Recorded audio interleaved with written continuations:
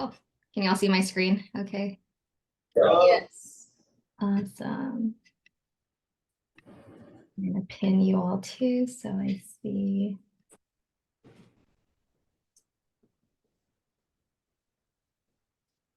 Okay. Cool. All right. So yeah, I'm just gonna talk. Like I said, feel free to pause me at any time. There's a lot of ground to cover. So yeah, but I'm excited to talk to you all. So an intro about me. I'm Lia Fetterhoff. I've been in product design / user experience design / UX UI for 16 years and counting. And it was definitely not a straightforward path. So that's why I am choosing to share my whole career journey with you today. Currently, I work as a director of design and research at a startup called Pathstream. We're a Series A company with 60 people, fully remote, actually internationally. And our mission is to help frontline workers and employees who are mostly doing customer service, are paid hourly, Amazon warehouse workers, folks gain the skills they need to move up in their company. So it's very much career pathing focused and really understanding how to help people think more critically about their careers. So not only is it something I do as my day job, but something I'm personally interested in. And I'll talk about some of my side projects towards the end. But so yeah, that's what I'm doing now. And prior to that, I've been in really large companies, small companies. I've dabbled in agency work, freelancing, contracting. Honestly, whatever I was curious about at the time, I followed that and gained a lot of experience. So I'll cover many of these, probably not all of these, but many of these experiences in a bit as well. And in general, I think you probably all have this in common too, but just because I do design as a day job, it doesn't prevent me from tapping, being fully tapped out of creativity. So I find myself drawn to doing crafts, creative projects, and working, with things physically like painting and, paper crafts and spending time with my kids. So that's me at a high level. And what I'm going to cover as I talk about my career journey is the 4 Ps here. My process, which will be this through line throughout my career, my philosophy and approach just in career and life in general, and then how I weave people and projects into it. Because people is really critical, I think, for any career you're on, particularly in a field like user experience or product design. You're a bridge between a lot of different teams and departments. So I definitely want to spend time there. And then I'll also share some projects just so you can see visually the different things I've done. So whenever I talk about my design process in interviews and just when I'm coaching or mentoring, I talk about this process this way. If you're familiar with product design, software development, or anything like that, it's typically shown as a double diamond. So for any project you encounter, there's going to be this period of discovery where you're essentially a detective trying to figure out what the facts are, what are assumptions, what questions you might have, and really broadening all of that information to kind of distill what exactly is the problem, or what is the heart of this project, or why even do this. So there's always this discovery phase, right, where you just kind of put your feelers out and look at other apps or get inspiration from wherever. You talk to people who might be closer to whatever topic this project is in. And then you get to the define phase, and this is a narrowing. In this narrowing phase, you hone into what is the biggest problem you're solving for, or what does success look like, right? And what are you striving towards? The design phase opens up again, right? So thinking of a double diamond, which I should have put here, but design is all about creativity, trying out different solutions, different concepts, right? We all know that your first design is not the best one. You're probably going to throw it away. Um, but that's all part of the discovery. That's why you explore and you explore. Um, and then the delivery phase, right, is when you start to narrow in on what you feel the optimal solution is. And this comes from a lot of different inputs. What works, what's technically feasible, what meets the deadline, what meets the business goal, and then you finally land on something. My philosophy, taking this design process, how I apply it towards projects, is really also how I think about life, right? And I think about how I've made big decisions in my life in addition to career, right? Like, where do I want to live? What job do I want? Like, what skill do I want to learn next? And I feel that being able to visualize what you want or design with intention to create these outcomes that you want, um, is really how you start to essentially design your life, right? It's essentially how you choose to build these habits into how do you want to spend your time? How do you want to spend your days? It sounds like very broad, but yeah, hopefully by the end of this talk, I can convince you. Yeah, like it's really great if you can apply design thinking to other parts of your life as well. So the first part of my journey in my career, I was truly in this discovery mode. I actually didn't take any design classes in college. I majored in psychology, and I was very envious of my art major friends. It wasn't until I had my first job, which was at UCSF, a medical school. I was an admin assistant. And there I got a breadth of exposure to different things like ledger reconciliation, budgets, sending out newsletters, calling our patients to remind them of upcoming appointments, scheduling events for our lecture series for medical students, really like all across the board, all kinds of different things, which is fun at the time. I mean, just being able to dabble in all of that. But what I really started to find myself enjoying and being drawn to the most was more of those marketing comms and creative aspects.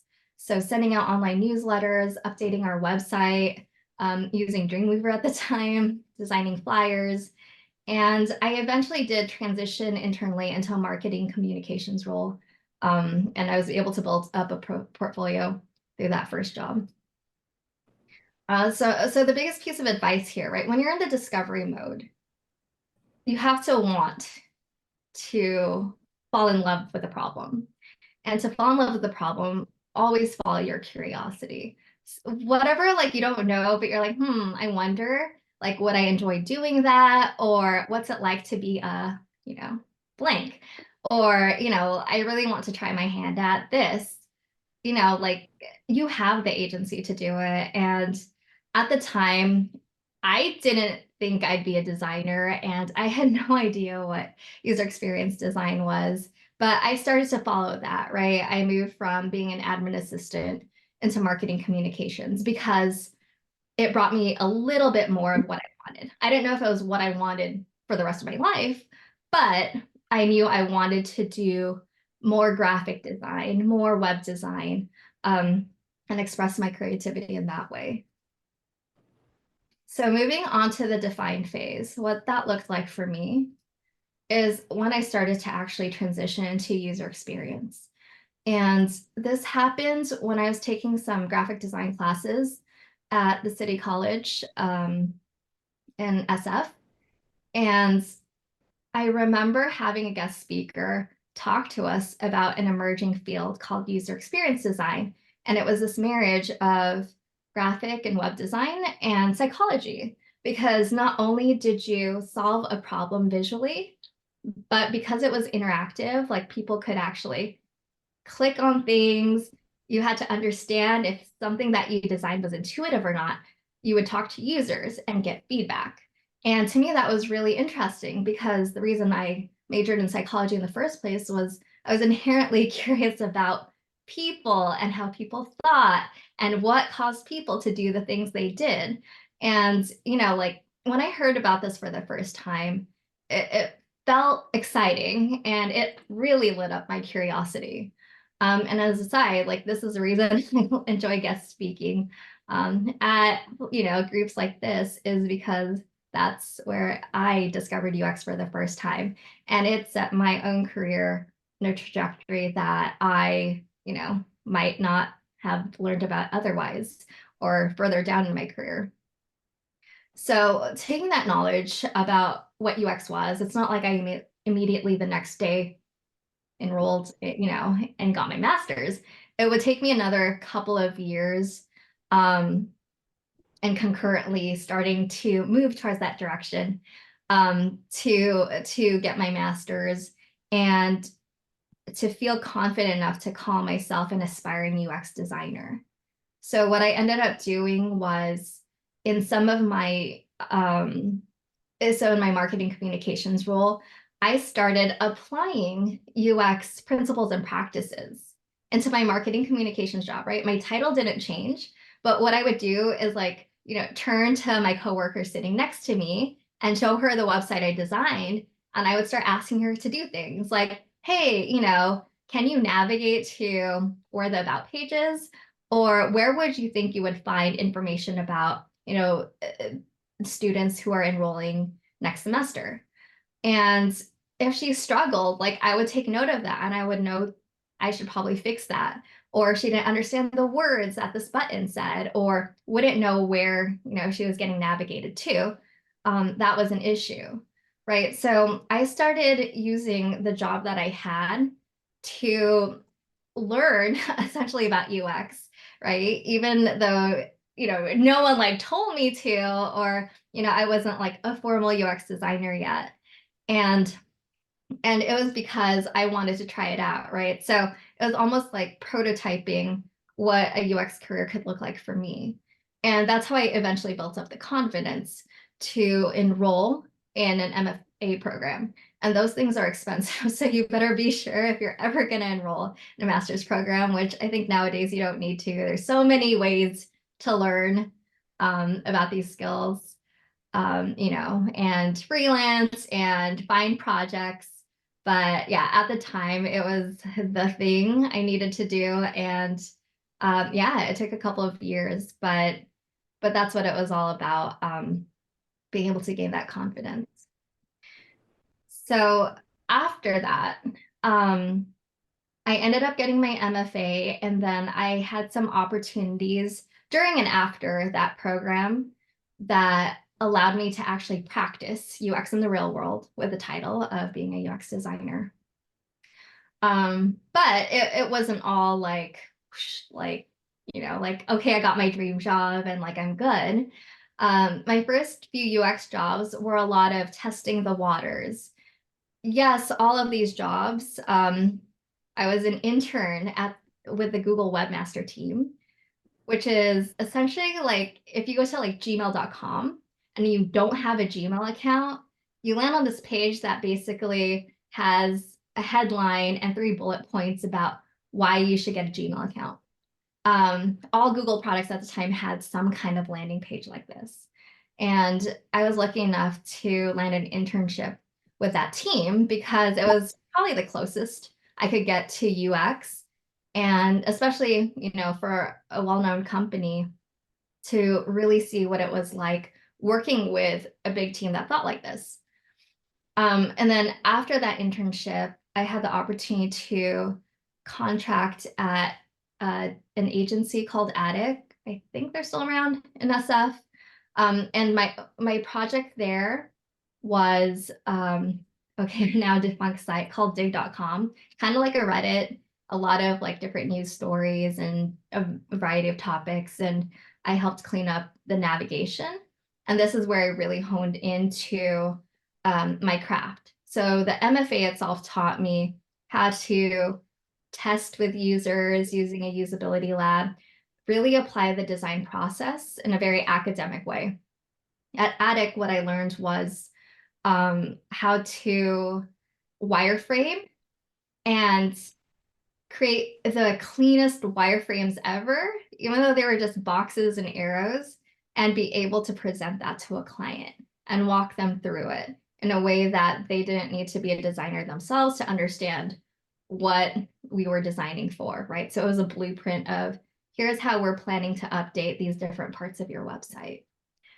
And then my last job and my first full-time job as a UX designer was at Tipco Software, which is a B2B SaaS company.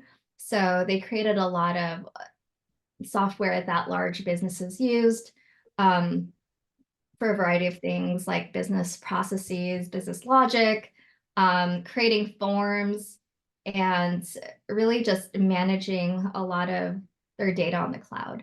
So what was interesting was out of these, I didn't really explain this one, but yeah, the Google Webmaster job at the time back in 2011, 2012 wasn't all that glamorous because you had to code. I was at a terminal like typing in code, and that's how people would make updates to the website. And that's not what I want to be doing. So towards the end of that internship, I told my mentor, it's like, I want to design, I don't want to code. And that was something I learned about myself. And even today, you'll find some designers who do both. They're hybrids, they're unicorns. They can code and they can design, and others don't, right? Other people have strengths in research or copywriting or, really building hacky prototypes, but not necessarily full-on software engineering level coding. Google at the time expected everyone to be a software engineer. So, I learned something there. Same with Attic. I presented my wireframes to our client. They liked it. And then that was that. I never got to see what actually happened to my designs, what ends up happening. At least these types of agencies where you hand work over is they might cherry pick those designs. They might not implement those fully and, take their own, whatever creative flair into things that you work so hard on. And, that's when I realized like, no, I'd rather see, the things I design all the way through how they're built, do design, QA, check that everything is built as I intended it. So I wanted that ownership. And then finally, this was an interesting one. So I was like, okay, cool, enterprise software, super complex, which I learned that it was fun for me in a way. It was like solving a logic problem. So projects weren't as straightforward. You'd have to understand, okay, there's different types of users and you need to create designs, features, things that worked for, some people who didn't have access to it or could only view it, but not actually edit things. And, so to me, that was fun. But what was interesting about this job that I couldn't even foresee that ended up being my favorite project was that the CEO of Tivco at the time also happened to be a co-owner of the Warriors. And turns out during that time, the Warriors were very much interested in building their first mobile app. So that's how I happened to be at the right place at the right time and got the opportunity to essentially lead the design and product manage the build of the first Golden State Warriors mobile app. And this was with a team who was only familiar with building web apps. So it was a lot of learning about what makes a good Android app, what makes a good iOS app, and then getting folks like copywriters who are more familiar with writing technical documents, like really, really intense technical docs to write copy for, something in a really tiny screen.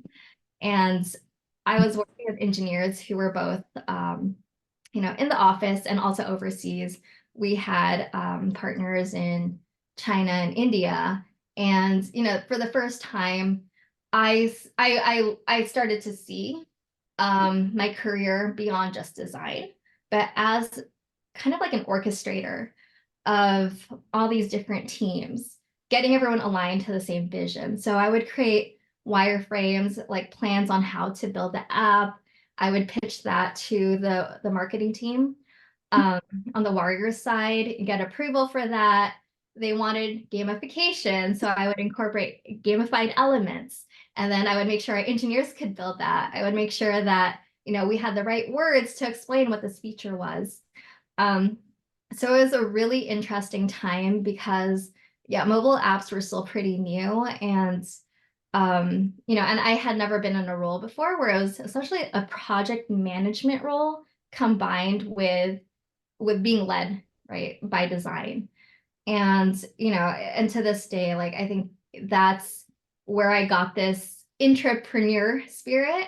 So think of it as being an entrepreneur, having that agency, but embedded within a company, right? So it's not like, so I still have like a pretty solid regular salary and all that, but the freedom and flexibility of building, from 0 to 1, like something that's completely never existed before, all the way through getting it in the hands of, however many people download this app. So, over here, I would say this, right? Whatever career path you go down, strong collaboration and communication are key. You're never going to design in a silo. You might think like the thing you're designing is the most awesome thing ever until you get that feedback, right? And this is why they say like always come with more than one concept and shop it around, like show other people you trust to get that feedback because you might overlook something that they find. And the more that you can bring others along on the journey of what you're designing for, what your vision is, the more successful your project will be. Cool. So 2 more phases of this. So my design phase. What I would call my design phase is continuing to refine on my craft. So after TIBCO, I had a few short stints. I was at GE Software in San Ramon, where they were doing really cool, innovative projects. I got to work on some healthcare UI.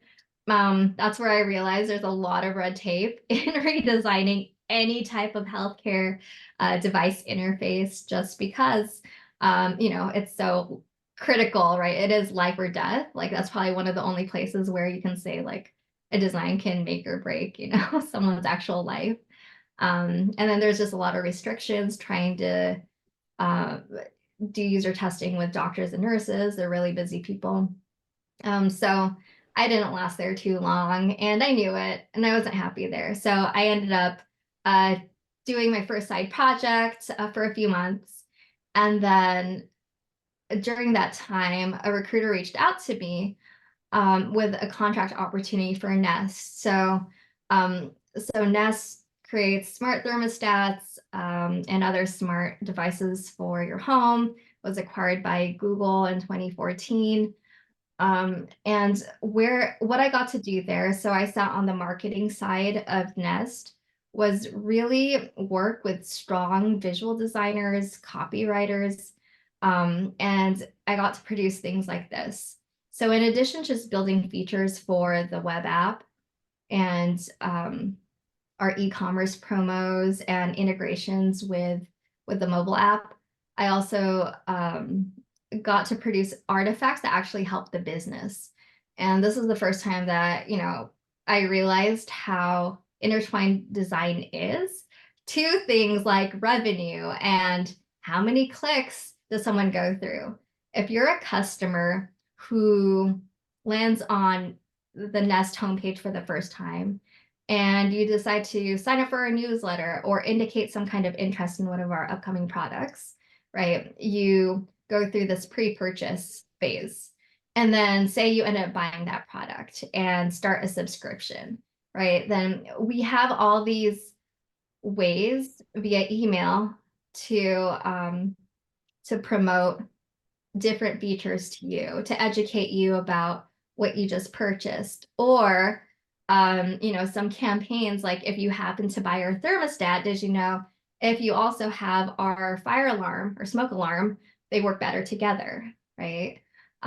Or with a camera or the doorbell, right? Like these things work better together. And, it's very strategic in how we did upsells and cross sells and, really told the story in a very human centric way of like we were very conscious about not instilling fear in people with these security devices, right? But it was more the fun side of things. Like, for example, for Nest Cam, we really promoted features like it could be a baby monitor or a pet monitor when you're away from home, right? Not just necessarily when burgers come and like steal, your valuables. So I definitely learned a lot of the craft from there.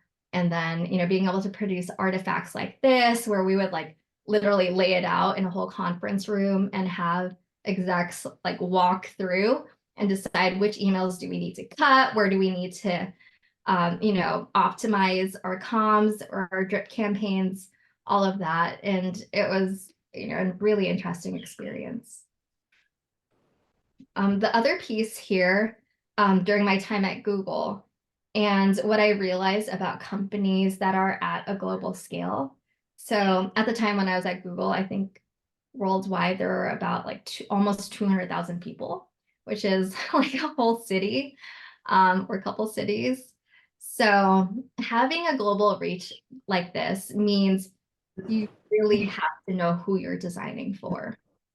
When I was at Google Payments, one of the things I helped redesign was the landing page for payments.google.com. And Payments is also the platform that any Google product uses to manage billing and subscriptions. So anything from your YouTube music subscription to, well, AdSense, you actually earn money by putting ads on your blog. But AdWords, Google Workspace, Google Play, the Nest Store when it was still in existence, anything like that, anything transactional used our interface. So the biggest thing, right, is how do you create something that scales to different products where they have different ways of billing? Like some of the products just automatically charge your credit card. Other products with large businesses would need to invoice you, send you invoices, right? And then you'd need a way to show that if they paid their invoices or if they were past due, it would be reflected on here. So, let's see.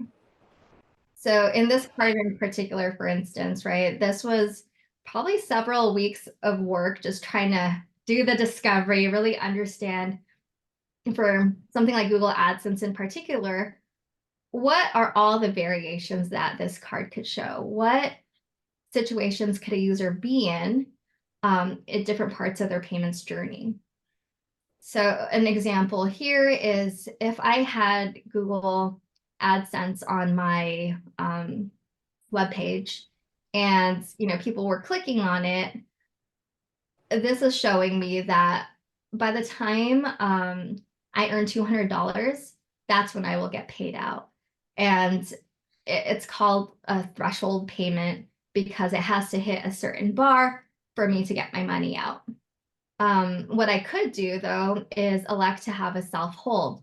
So say I actually don't want my money until May 31st, and I could apply a self-hold, right?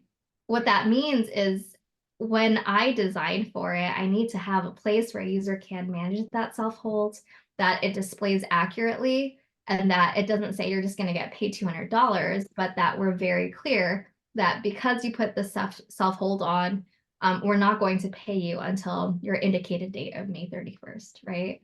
And if you think of all the other things that could happen, the first time you apply AdSense and you've never been paid out, right? Like, what does the empty state of this look like? Or, if your threshold changes or, for whatever number of reasons, right? Like we need to adjust the words. If you're in different countries, you might get paid out in different ways. So it was really interesting to start to think about things in a much more global scale. The other thing we learned, so I redesigned this invoice layout at Google because historically AdWords or Google Ads was the only Google product at the time that would invoice their customers. And then when I joined the team, we realized that there were a few other products that had started invoicing their customers, but needed different things that the Google AdWords a specific invoice didn't support. For instance, Google Suite had seats instead of, by ad spend. And Google Cloud would charge by data usage. And these weren't really scalable, or people couldn't really understand the invoices because these products were trying to use Google AdWords invoice template for their template. So we redesigned this, and then our first pass, this is the final pass, but the first pass used a lot more grayscale, like lighter gray tones for some of these words. And we were talking to some of our customer service reps in different departments, just showing them what the new invoice would look like, if they had any feedback, if we were missing any information, because we had done a lot of combining things because the other invoice had a lot of redundancies. And then one of the customer service reps said that actually for invoices, we still do a lot of faxing, and faxing happens in black and white. So it turns out a lot of things that were not pure black might not even show up. So we converted everything to black, but it's always, something I go back to remember to talk to your customers and talk to the people who use these things day in, day out, because I mean, that's something I wouldn't have known, right? Like, unless you're dealing with these invoices on a daily basis, then you're not going to know the problems there. So definitely talking to people matters. And then the other piece I learned, so as part of Google Payments, we used material design, which is a design system that anyone here has access to. But Google Material was very mobile focused. And I was building a web app at the time. And for Google Payments specifically, we would hit things that were not covered in the design system. So for instance, currency. How does currency display in different countries? And how do we make sure we're showing the right currency symbol, right? Like the way a Canadian would expect to see it, or someone from Ethiopia would expect to see it. And then another thing, right, like I have never designed for is, for countries that read right to left, what gets flipped and what doesn't. So, like when you think about like all these different use cases and how will it look and feel to the actual end user who's seeing this, it just builds empathy. It makes you realize like like you're making a lot of assumptions unless you're actually going out there and talking to people. So we had a research team who actually went out to places like Egypt and whatnot to find out, like, do our interfaces like make sense to them? Are there things that are confusing? Right? Because if we just do literal translation, sometimes it doesn't carry over. So my biggest thing here, right, is once you get to know your craft and you're in that time where you are like deep diving into your tools, like really honing in your processes, knowing your use cases intimately, or this just means like knowing who you're designing for, what problem you're trying to solve, which problems might not matter because you're not going to solve 100% of the problems, right? Maybe there's this really, really tiny edge case of some user who happens to be in this situation, and you have to weigh that against what are the happy paths and what are the most common errors and how many people does this impact, right? What's a critical one and what is something that is, okay, it's a nice to have if we can address that, but it's not going to break their experience. So there's a lot of things I have to take to account, and I definitely learned that at Google because of how many people we had to serve. You can't design for everybody, especially not at once, but you have to know where to start and what is critical, what might stop a launch because it just crashes or breaks.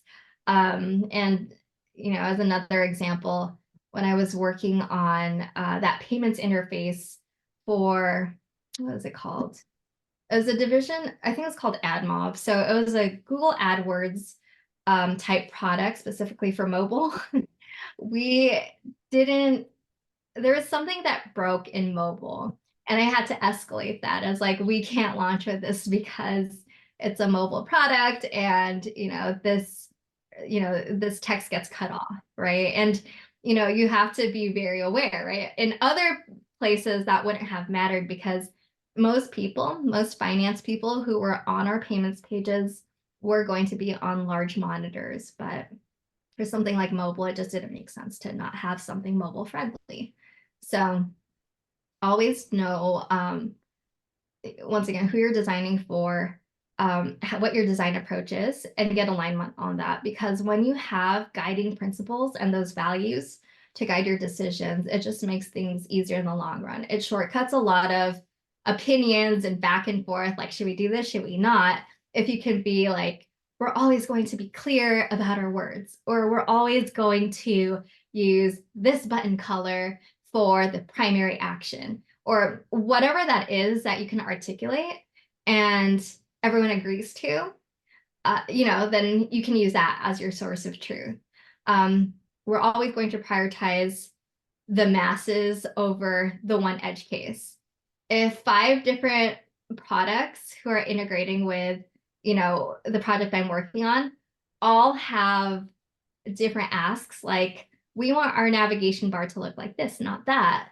Like, what I learned is like, well, can this apply to everyone else too? It doesn't make sense to build a one-off just for one client, even if they're the loudest, because then you're spending a lot of engineering resources, a lot of team's time on building just for one person or one group, when there's an opportunity to make something that scales to more people or more teams. So definitely knowing your use cases and having that stance, like, why are you making this design decision, or how do you rationalize that, is super important. And finally, deliver. So for this piece, I'll talk a little bit more, I guess, about life outside of life. A lot of people ask, right, like, why did you leave Google? Google's such an awesome company. Well, I don't know with tech layoffs anymore, like, if any company is safe, but pre-pandemic, so in 2019, I decided to move to Roseville. And my intention here was twofold. I had 1 kid, and I was pregnant with my second, and what my typical day looked like, I was living on the map what looked like 20 minutes away from the Mountain View campus, but was realistically like almost an hour-and-a-half drive each way, with Bay Area traffic. And it just wasn't sustainable. Leaving work, getting my son, an hour and a half later, and I would just feed him dinner and put him to bed. And I didn't get to spend any time with him, right? And I really felt robbed, during that commute time. And I think there's also a point where I realized, once again, like, I stopped being curious about all my projects at Google. I did a few lateral moves within Google, but at some point it just became doing the same thing over and over, maybe learning slightly different areas of the company, but to the core, it just didn't feel interesting anymore. So I ended up moving to Roseville. My in-laws live 20 minutes from here, and I wanted to find a more suburb type place where my husband and I could raise our kids, like, really set roots and just stay throughout, them going all the way through high school. So I had to have that clarity, though, of why I was doing it, right? Because I knew, one, everyone would ask, and I wanted to feel confident in myself that this was the right move for me. And there just starts to be more of that in your career trajectory, right? There are going to be non-negotiables, and there are going to be things that you prioritize and hold more important than other things. So if you become clear on what those things are, it makes it a lot easier to make really big decisions, right? And you get this practice over time. And that's what happened to me. As I went from job to job, gaining different types of experience, I learned more of what I wanted, what I didn't want, what I want to incorporate more of, what I wanted to move towards, and what I was okay, saying bye to. So after Google, and when I moved up here, I worked at a few different companies in the area, and I got to broaden my skill set, which is what I wanted. So instead of just being very focused on interaction design and user experience design, I got to start working with third-party agencies and project manage. I got to lead my own research studies instead of working with a research team. And then I eventually transitioned into management and, started to join companies that were fully remote, which, is like something I really wanted. And, before the pandemic, I didn't think could be possible. But, since then, it's been relatively easier to find places that are more accommodating to fully remote. And then what this did for me too was in the Bay Area, it's very saturated, like with the tech industry, with designers everywhere. And moving up here to this area, I had the opportunity because I wanted to find my own tribe. I wanted to find other designers that I could hang out with, right? Because I started moving to remote jobs. I ended up growing a meetup called Roseville UX. I founded it. I had like 10 people show up to like my first meetup. And then we kicked off a monthly lecture series, had 10 to 20 regular attendees. We'd rotate, do portfolio reviews, I guess similar to this group, do workshops. And then we ended up growing our team who wanted to just volunteer, work on our website, work on our social media. So it was a great opportunity for those folks too. And during the pandemic, when we moved everything virtually, like the meetup group grew to like 500 members, which was amazing and also scary because after the pandemic, we had like a little mini identity crisis, right? Because you're a Roseville UX and then we have folks joining in from all over the world. As a confluence of that, what ended up happening was with Roseville UX, I got to know other local design groups in the area. And then Amanda at Design Sacramento called me one day and asked if I'd want to join forces because she was going to try applying for a regional grant. And by regional, right? So Roseville's in Placer County, while some of these other design groups were in Sacramento at the time. And to expand to be a regional nonprofit, it made sense to join forces to tap into our broader network. So we did that, and I ended up serving as the board VP for almost 2 years. And once again, right, it was just opening me up to more opportunities. I got to learn a little bit about the ins and outs of fundraising, goal setting, really trying to drive a vision forward, and doing something really great, like community-wise. And finally, I did another side project that I started during the pandemic.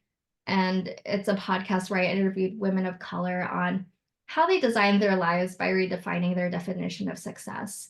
And to me, like I came about this personal project because as I was finding community, right, which is very design centric, UX centric, I still wanted that outlet for, I want to apply design thinking to life too. I really nerd out about it. So so Swishie is still like my outlet now. I send newsletters on occasion, just like monthly now. I might pick up the podcast again. I don't know. I also have a series of YouTube videos, but I think it's just fun because I want to create content, and it was a great way for me to realize that I hated video editing and podcast editing. But there are some other fun parts. I like writing, so that one still stuck with me. So all this to say, as long as you know your why, right? Like take action even if you don't feel ready. I mean, that's how if I waited until I was ready to leave Google, I don't know like when I would have left, right? Probably not until I would got laid off. A lot of this is just if you see an opportunity and you feel motivated and drawn enough to it, like do it. Um, Always take action before you feel ready. Otherwise, it's too late. So I'm a firm believer of just being proactive in the pursuit of your own personal mission and values. It takes time to define what those things are, and it might evolve a little bit over time, but like life's too short. Like, what else are you waiting for if it's not something that you're personally invested in? And then connect with others who also believe in it. And I briefly touched on my experience as a woman of color. There's a stat out there, I think this is in 2018, 2019. I think it still holds true today, though, that typically in design fields, it's pretty much like half women, half men who graduate, so 50-50. But only 11% are in leadership positions today. And that's just women. It's probably smaller with women of color. And the reason I do what I do is to hold the door open for others, to, push the envelope on making sure that whatever seat in the table that I have, what projects I work on, what companies I'm with, that I do speak up and I offer different perspectives. And the more I can do that for others too, for people who see me in what I do today, so my hope for all of you too, right, is to be allies or to be in support of just, diverse companies. Investing your time in places that are meaningful in that way, that you feel heard, that you feel included, because it really does make a difference in, just our field in general, especially when, you're trying to solve problems for other people. It makes sense if you have a diverse team who is designing for those people.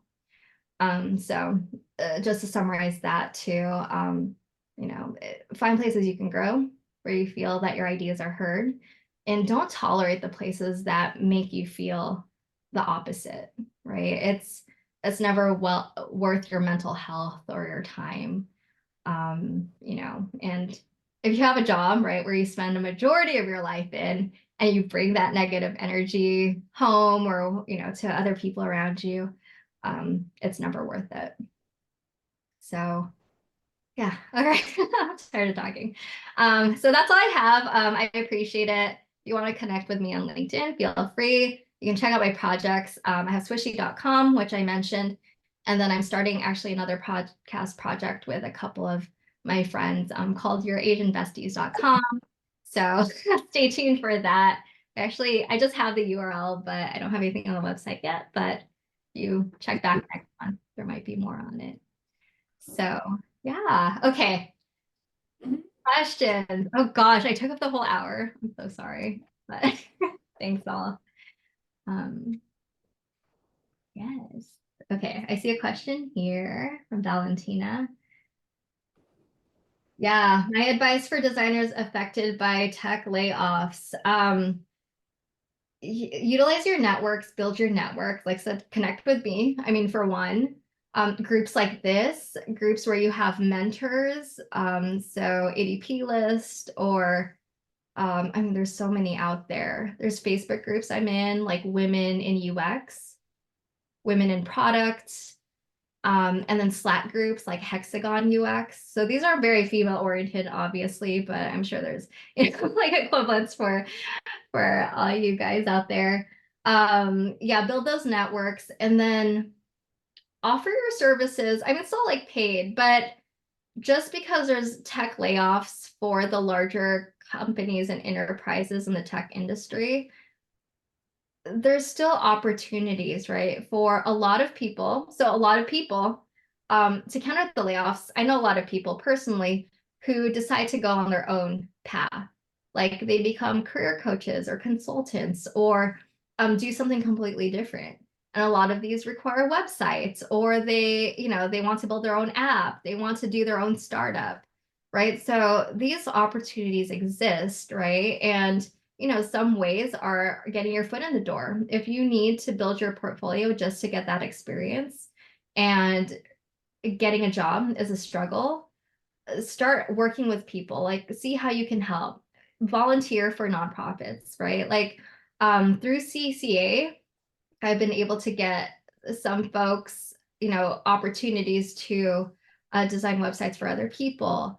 Right. And it could be for a small stipend, right? Like, don't work for free, like, unless you're really, really desperate. But, you can always ask for a small stipend or something, right? So, for an example, I was on the PTC briefly when my son started kindergarten, and we didn't have a website then. And then I got one of our volunteers to help out with their website, and they got paid a small stipend, and that website still exists today, right? And that's totally through networking, totally through, being in different groups and finding those opportunities that, it doesn't require a lot and you get to hone in on those skills.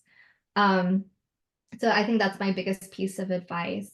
Talk to mentors, get to know people, but genuinely get to know them, right? Like, don't network just for the sake of like, I need a new job or I need to find people who can help me.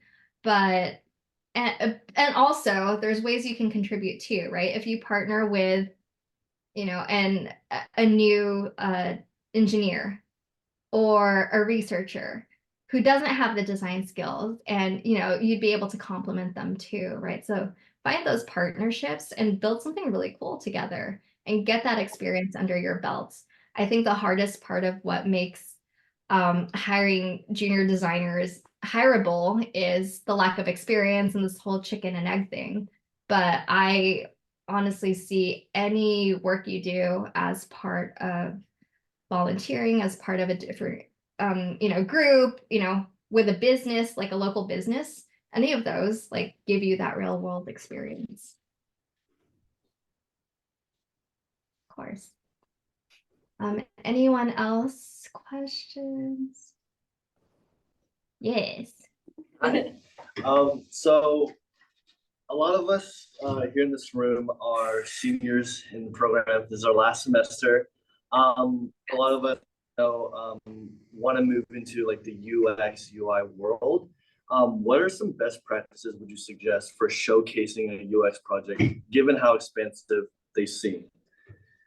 Yeah. I think it's about following that. Well, I'll caveat. Have a process similar to what I showed in the beginning, right? Like, you can articulate it in your own words, but start to think about like what frameworks you apply when you take on any project, and then use that framework to speak to the projects you've worked on, right? So it's more like a storytelling or a narrative tool. And the reality is people will understand if you couldn't do research or you only like talk to two people because of whatever constraints. Like, that's real life too. Like, you're against deadlines, you're against different, things that come up. But what's most important when showcasing that is just a sampling, right? Enough to show you understand the problem. You're able to articulate, like, why is this even a thing you're looking to solve for in the first place? What is your hypothesis? Like, what do you think you're going to find out? And then when you design for something, right, come up with 2 or 3 concepts or highlight those, like A and B, right? Like, concept 1 is trying to show this. Concept 2 is showing the opposite or a different approach. And then if you user test that, what did you find out? Like, did one perform better than the other? And why, right? So be able to articulate that. And then your conclusion is, okay, well, what's the impact of what you just learned, right? So it's almost like approaching like a science project, just, like, you set out to do something, to find out something, you bring it to real people, right? Because you make a lot of assumptions when you're designing something. And then you use that knowledge to actually bring it back into your project. I mean, that's it in a nutshell. And like I said, the more you can work with other people, whether it's a researcher or whether it's someone who codes, to bring that project to life, you get more of that experience of, well, what technically doesn't work with your design? Because I think this is the biggest struggle, like, for junior designers, is just because you can design it doesn't mean it'll be that easy to code, right? And if you've tried coding it yourselves, right, like, how hard is it? Or is there a library you can leverage? Or like, what is it that you don't know about the project that you set out to solve for? So I think it's like just showing that critical thinking and curiosity is part of it. And the more you can actually apply it, build it, you really learn. I think it accelerates what you learn about what design looks like in the real world. Thank you. Yeah. I don't, can you hear me okay? Yeah, I can hear you. I just had a question about your process and the discovery phase. And like when you're designing something or in like the Google AdSense, and it's like kind of a broad audience, like how do you go about like what are some of the research methods you use for something so broad? Yeah. Oh, I wish I had the version before the thing I showed you. So it started out with research, and what our research team did, so this is before I joined the team, they talked to a lot of our support team. So people who had received the complaints, like, I don't understand what I owe. I don't understand when this needs to be paid, right? So we heard these pain points.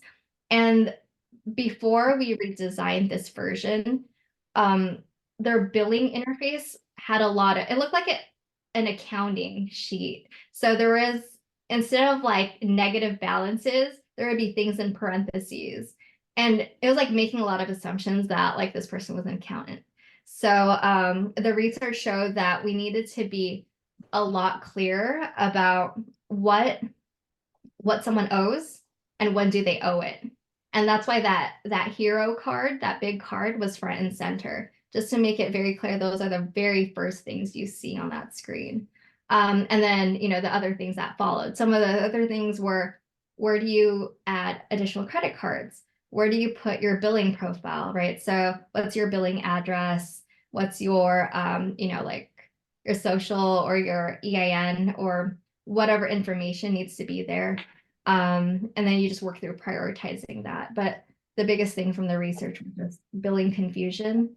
And then we were able to measure it after. So we tested it, people were able to understand that. And then once we implemented it, we were able to follow back up with AdWords. And they were like, yeah, like within the first 3 months of launching that new design, the support contacts for confusion and billing dropped like 3.6%, which if you think of like how many customers like, you know, probably visit that page in a month, like it sounds like a little bit, but you know, it was probably in the hundreds or thousands, you know, just that reduction alone from that redesign. So yeah, I always start with research, and then we were fortunate enough, I guess, when you're in an enterprise company, the design system, you really have to abide closely to it, so that the cards that you see were Material 2, which is now the older version of Google Material Design, but that was part of that too. And then we had some flexibility in the words that we used on the cards, and those were some of the things we just had to test. And we did other things too, centering it or versus going full screen, you know, having one long hero card and then the other ones like 2 columns. So there was a lot of, yeah, back and forths about how we showed that, how it scales down. But the core of it was just getting that hero card right. And that was a direct result of the research that our team had. Thank you. Yeah.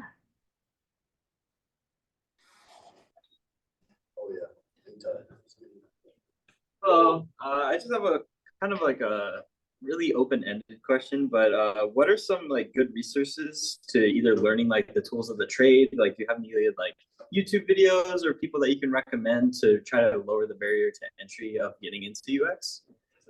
I can send something out after. So there's a lot of books now. So Rosenfield Media produces like literally UX books on every single topic, from like UX research, you know, for one, all the way through like AI and design. So that's a good one. And what's the guy's name? Lewis Rosenfield is, yeah, basically, you know, a well-known UX person. I also really like UX, I think it's UX Bootcamp, that's on Medium. They're a publication, and they have basically a starting point that really goes through all the nuances of a UX, you know, like building your UX skill set, foundational skills. So that's a really good one. I mean, honestly, yeah, like I think YouTube is better for, yeah, like certain tools, like if you're trying to figure out something in Figma or how to do X. For research specifically, I stumbled upon one earlier today. There's a tool called userinterviews.com. And that's mostly if you're ever at a company and you're struggling with recruiting participants, like you're trying to find like teachers, you know, from K to 12, like where do you go and find them? This is a tool that's used for finding those people specifically. But they also have a really good blog about just foundational, all the different types of research, qualitative, quantitative, and best practices for that. So I think that's a good resource as well. There's also a list apart. They also produce a lot of books around like content strategy, design, things like that. I know I'm more of a book person, but I'm trying to think like YouTube, I'm sure there's a bunch of podcasts and YouTube videos. But you have to know what you're asking for. I don't have any recommendations for like specific channels to tune in, but yeah.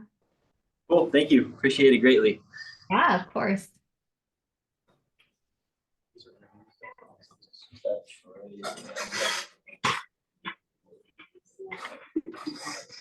Hi, Lia. How's it going? How are you? Good. How are you? Thank you. I have a quick question. You had such an amazing, inspiring career, and it really resonates with me how you made your decisions throughout the career and what next steps to take and where to go next and how to grow from there. And so you mentioned that you really need to know your why before you move on to the next thing, even though you maybe don't know the next steps. And so I was curious, how, like, maybe you didn't have, like, we didn't deal with that necessarily, but I feel like there's always a certain level of anxiety and fear that things might not work out when you change to something different. And so how do you dealt with it, maybe?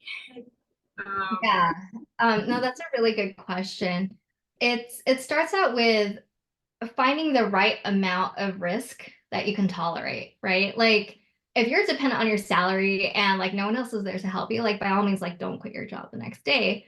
But how might you, right? Like spend an hour like each night dabbling into that next thing, right? Or set aside a Saturday afternoon, right? To learn a new skill or to do some outreach, right? Find someone you could collaborate on a project with.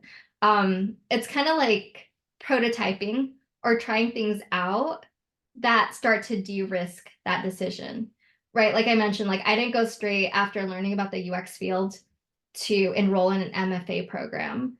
It took me 2 years, and a lot of that was just testing it out in my day job, starting to ask people questions about my designs and learning how to receive that feedback and apply it, right? And I did that for a while before I was like, okay, like UX is the thing I want to do. So that's what I think I would find out, like ask yourself or like explore a few different paths, right? Like mentally, like not actually do it, but think about like do a little brainstorm session. Okay, like path A could look like this, path B could look like this. And what do you feel comfortable with, or what feels slightly uncomfortable enough that you're going to go for it without, you know, like feeling like if you completely fail, it's like the end of the world for you, right? And I think what you'll find is the more little risks you take, you become more comfortable with bigger and bigger risks over time. Because if you look back like 10 years from now, some of the things that feel like a big deal right now won't be as much of a big deal then. But acknowledge yourself, right? Be authentic. Yeah, like some things are literally scary because you just don't know. But I always say, like, you're only going to go have that first time of doing whatever it is once. And then that's it, right? Like you only have like a first time once. So once you get over that hurdle, things just become a little bit easier and easier. So find out what that risk tolerance is for you and work with that, right?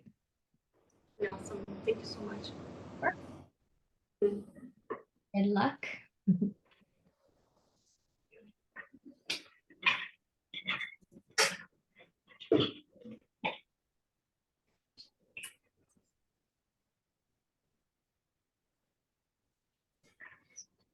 I don't think we have any more questions. So Leah, I just want to thank you so much for presenting to GRIDS today. And yeah, Thank you.